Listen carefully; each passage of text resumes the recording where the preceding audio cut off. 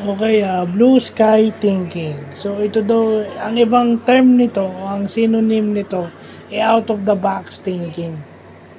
Kumbaga yung creativity mo is lumalabas through this thinking, no? So kumbaga, walang limitation yung thinking mo. Yun yung sinasabing blue sky thinking. So kumbaga yung innovative thinking mo goes way beyond kung ano yung ah, alam o tinatanggap dun sa time na yon. Well, mabanggit ko na lang dahil yung LRT, di ba? May LRT extension yun sa Cavite, open na ngayon. So, during the time of former President Marcos Sr., akala nila masyadong advanced yung LRT. Tingnan nyo ngayon. Di ba? Yun yung example ko. Yun yung example ng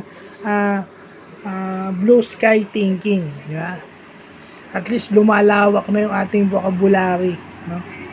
Kasi minsan yung mga jargon o yung mga languages na ginagamit ng ating mga CEOs yan.